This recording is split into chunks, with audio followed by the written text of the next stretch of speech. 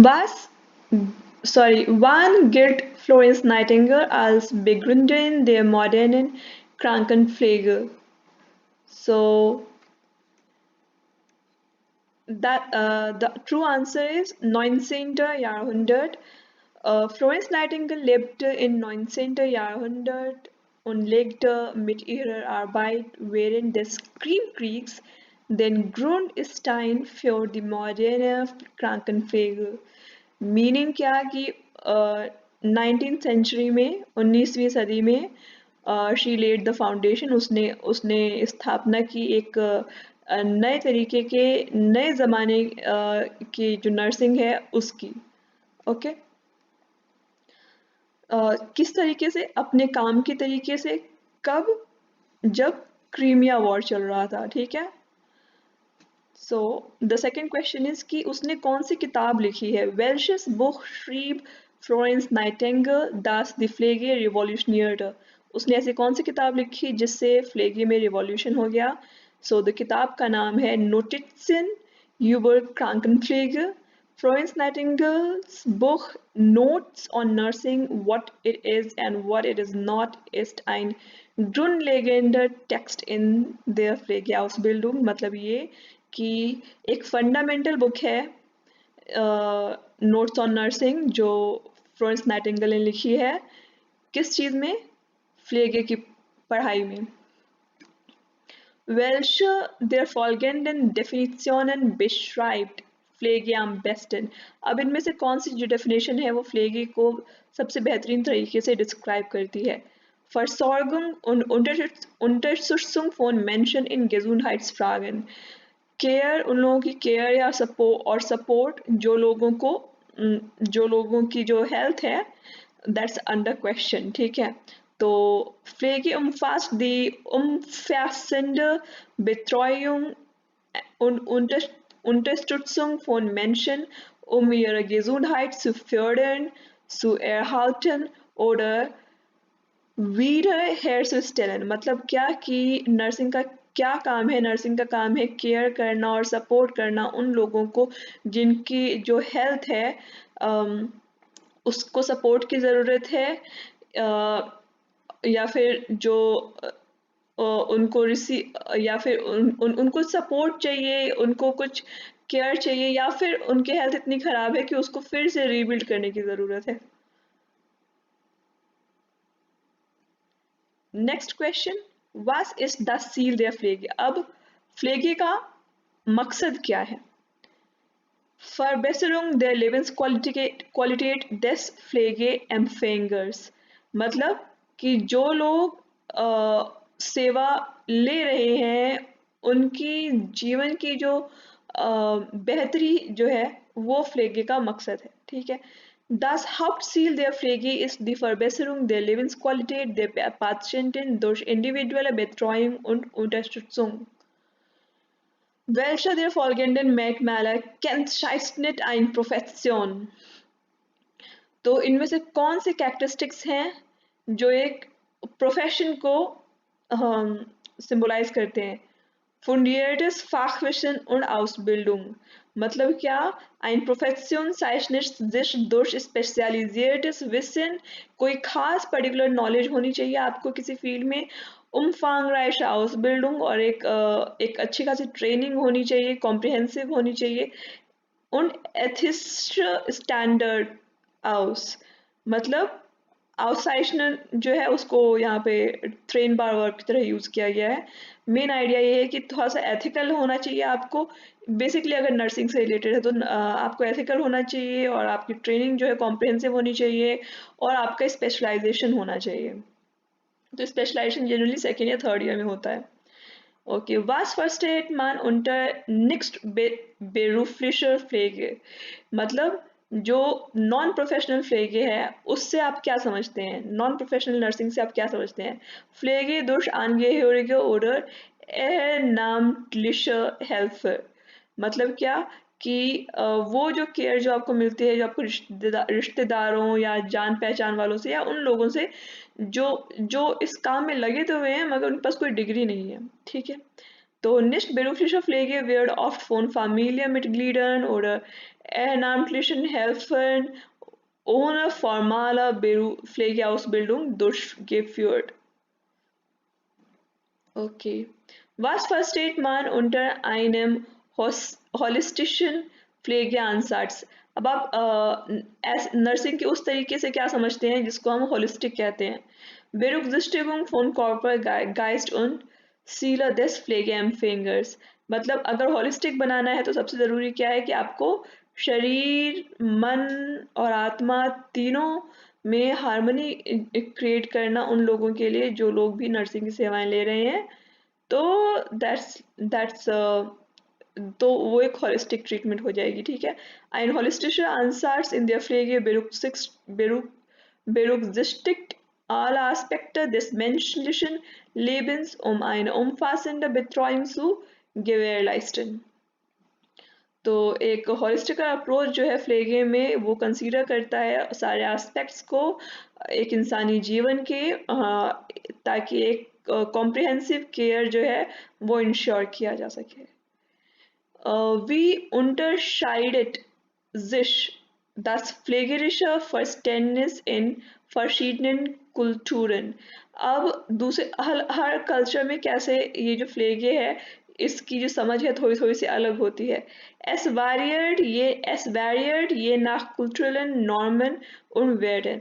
तो मतलब ये कि ये जो डिफरेंस है ये कैसे पैदा होता है, ये कल्चरल नॉर्म्स और वैल्यूज के डिफरेंसेस से पैदा होता है। Pflegeverständnisse sind kulturell geprägt und unterscheiden sich daher weltweit in Bezug auf Praktiken und Werte। कि लोग एक दूसरे के संग कैसे बिहेव करते हैं, सोसाइटी में कैसे रहते हैं, बेसिकली इससे इन्फ्लुएंस होता है कि हर जगह में जो नर्सिंग है उसका जो प्रारूप है वो थोड़ा सा भिन्न कैसे होता है। Welche ist einer der größten Herausforderungen in Pflegeberuf heutzutage? तो आजकल अभी के टाइम में नर्सिंग में किस तरीके की सबसे बड़ी चैलेंजेस चल रही हैं? Mangel an Pflegekräften, Nurses की कमी। Der Pflegeberuf steht weltweit vor der Herausforderung eines zunehmenden Pflegekraftmangels, was die Versorgung der Patienten erschwert। तो मतलब ये कि जो फ्लेगे का जो पूरा प्रोफेशन है सारी दुनिया में वो एक नर्सिंग में जो लोग काम करते हैं उसकी बढ़ती हुई कमी से जूझ रहा है, जिसकी वजह से पेशेंट्स की जो केयर है उसमें डिफ़िकल्टी आ रही है। Wie beeinflusst die Alterung der Bevölkerung den Pflegebedarf? कैसे इन्फ्लुएंस होता है जनता की जो नर्सिंग की जो ज़रूरत है उसकी एजिंग के साथ। मतलब जब जैसे जैसे लोग बूढ़े होते जाते हैं तो उनकी जो नर्सिंग की ज़रूरत है वो किस तरीके से चेंज होती है। Der Pflegebedarf steigt मतलब क्या कि जो नर्सिंग की जो ज़रूरत है उनको केयर की ज़रूरत है वो बढ़ जाती है ओल्ड एज में, ठीक है। Mit einer älter werdenden Bevölkerung steigt der Bedarf an pflegerischer Betreuung und Unterstützung। तो मतलब ये कि जैसे जैसे किसी देश की जनता बूढ़ी होती जाती है उनको ज़्यादा ज़रूरत पड़ती है नर्सिंग के सेवाओं की। Was ist das Ziel von Pflegeverbänden? अब फ्लेगे के जो एसोसिएशंस होते हैं जो भी ऑर्गेनाइजेशंस होते हैं उनका क्या मकसद होता है? Unterstützung und Vertretung von Pflegekräften, मतलब सपोर्ट करना और रिप्रेजेंट करना किनको, जो लोग फ्लेगे में काम कर रहे हैं, नर्सिंग में काम कर रहे हैं। Pflegeverbände setzen sich für die Interessen von Pflegekräften ein, fordern ihre Weiterbildung und verbessern die Arbeitsbedingungen। मतलब क्या कि फ्लेगे एसोसिएशन जो हैं उनका क्या काम होता है कि दे आर इंटरेस्टेड कि जो फ्लेगे फाख्राफ्ट हैं उनको जो उनकी जो आगे की एजुकेशन है उसमें उनकी हेल्प की जाए और उनकी जो वर्क कंडीशंस है उसको इम्प्रूव करा जाए। Warum ist die politische Organisation in der Pflege wichtig? जो ऑफिस पॉलिटिक्स है उसका ऑर्गेनाइजेशन जो है वो नर्सिंग में क्यों ज़रूरी है die Pflegequalität und Arbeitsbedingungen zu verbessern ताकि जो क्वालिटी ऑफ वर्क है वो इम्प्रूव हो सके और जो वर्क कंडीशन है वो भी इम्प्रूव हो सके मतलब है कि यार अगर अच्छा माहौल नहीं रहेगा तो लोग अच्छे से काम नहीं करेंगे दी बेरूफ politische Organisation stärkt die Position der Pflegekräfte und trägt zur Verbesserung der Pflegequalität bei. तो जो ब्यूरो पॉलिटिक्स है उसका जो ऑर्गेनाइजेशन है वो स्ट्रेंथन करता है नर्सिंग में जो भी लोग काम कर रहे हैं एंड उनकी जो और जो नर्सिंग की खुद की जो क्वालिटी है जिस तरह से लोगों को सर्व किया जा रहा है उसको इम्प्रूव करने में भी इसका काफ़ी कंट्रीब्यूशन होता है Welche Rolle spielt die ethische Reflexion in der Pflege? अब ethical reflection जो है वो उसका क्या रोल है नर्सिंग में Wichtig für die Entscheidungsfindung und Umgang mit moralischen Dilemmas मतलब क्या कि डिसीजन कि किस तरीके के आपको फैसले लेने चाहिए और आपके जो मोरल दुविधाएं हैं उससे कैसे डील करना है वो सब जो है आप कैसे सीखते हैं जब आप नर्सिंग के अगल-बगल के इर्द-गिर्द की एथिकल प्रॉब्लम्स के बारे में पढ़ते हैं और उसके बारे में सोचते हैं ethische Reflexion hilft Pflegekräften fundierte Entscheidungen zu treffen und moralische Herausforderungen zu bewältigen. Was versteht man unter Pflegekompetenz? Aber Pflegekompetenz से क्या समझते हैं? Umfassende Fähigkeiten und Wissen zur Durchführung pflegerischer Aufgaben. मतलब क्या कॉम्प्रिहेंसिव कैपेबिलिटी होनी चाहिए आपके पास और नॉलेज होना चाहिए कोई भी नर्सिंग से रिलेटेड टास्क को एग्जीक्यूट करने का Erklärung क्या है इसका जो एक्सप्लेनेशन क्या है कि Pflege Kompetenz umfasst die notwendigen Kenntnisse und Fertigkeiten pflegerische Tätigkeiten effektiv auszuführen मतलब जो भी नर्सिंग से रिलेटेड जो भी काम है वो आप अच्छे से कर पाएँ उसी को फ्लेगे का कॉम्पिटेंस कहते हैं Was ist ein zentrales Ziel der Pflegeforschung? अच्छा नर्सिंग में जो रिसर्च होता है उसका मेन एम क्या होता है Verbesserung der Pflegepraxis durch wissenschaftliche Erkenntnisse मतलब क्या कि फ्लेगे में जिस तरीके की प्रैक्टिसेस चल रही हैं उसको इम्प्रूव करना किस तरीके से साइंटिफिक नॉलेज को बढ़ा करके Pflegeforschung zielt darauf ab, durch wissenschaftliche Studien die Pflegepraxis zu optimieren und evidenzbasierte Methoden zu fördern. Okay. Welcher Modell beschreibt den Pflegeprozess in 6 Schritten? Model nach Fischer und Mayer तो मतलब क्या कि कौन सा model जो है जो फ्लेगी प्रोसेस को 6 स्टेप्स में डिस्क्राइब करता है फिशर एंड मायर का जो मॉडल है Das Pflegeprozess nach Fischer und Meyer umfasst die Schritte अब उसमें से कौन-कौन से स्टेप्स होते हैं वो 6 स्टेप्स कौन-कौन से हैं Informationssammlung इंफॉर्मेशन इकट्ठा करना Erkennen von प्रॉब्लम को रिकॉग्नाइज करना Festlegen die Pflegeziele आपका जो नर्सिंग का जो मेन एम है एक पर्टिकुलर पेशेंट के केस में उसको डिटरमिन करना Planung der Maßnahmen और उसके लिए आप कौन-कौन से स्टेप्स लेने वाले हो एंड durchführung der Pflege फिर वो उन स्टेप्स का को कर देना एंड देन इवेल्युएशन मतलब और उसके बाद ये निरीक्षण करना कि क्या उससे पेशेंट को हेल्प हुई या नहीं हुई then the next is Welche Pflegetheorie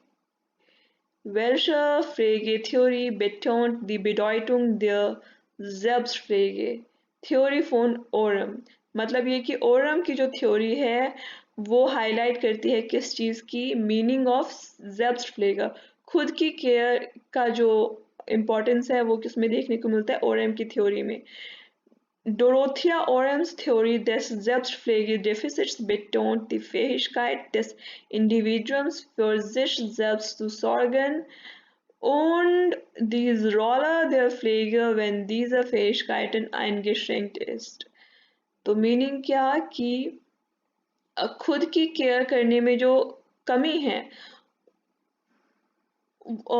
उसको हाईलाइट करना और ये देखना कि फ्लेगी का क्या रोल है, कि नर्सिंग का क्या रोल है अगर एक बंदा खुद अपनी केयर नहीं कर पा रहा है तो।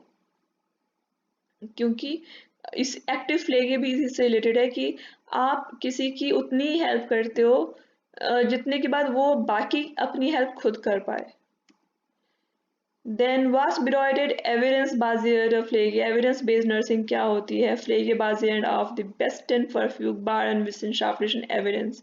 तो उस तरीके की नर्सिंग करना जो बेस्ट साइंटिफिक एविडेंस पे बेस्ड है, ठीक है।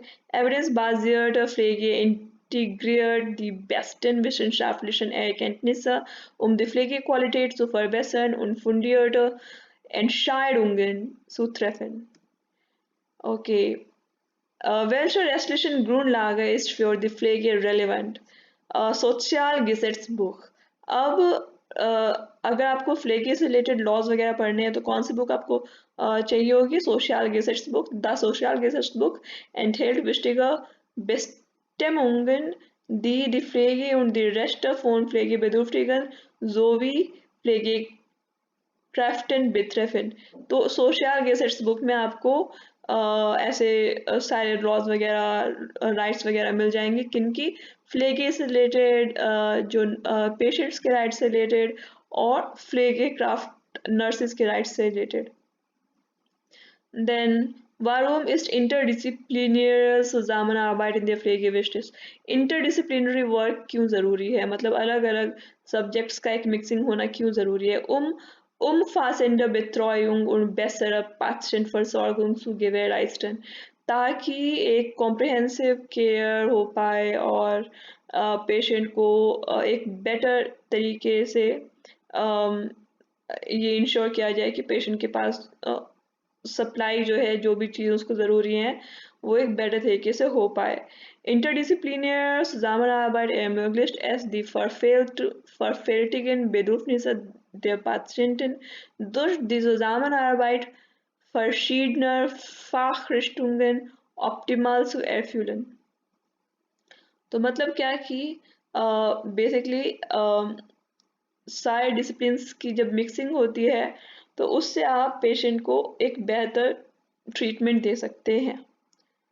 So please like share and subscribe करना बहुत बहुत ज़रूरी है। ओके, एंड टेल मी कि नेक्स्ट वीडियो आपको किस टॉपिक पे चाहिए और हम इस तरीके के और वीडियोस बनाएंगे जब और आप थोड़ा सा स्पीड में अगर कवर करेंगे तो बिकॉज ये हमें कॉन्टेक्स्ट में अभी जर्मन पढ़ रहे हैं तो आपको जर्मन की वोकैबुलरी भी ज़्यादा समझ में आएगी और उसके संग संग आप कुछ सीखोगे भी, इन कॉन्टेक्स्ट आप जर्मन सीखोगे। Okay, then see you in the next video, take care, bye bye.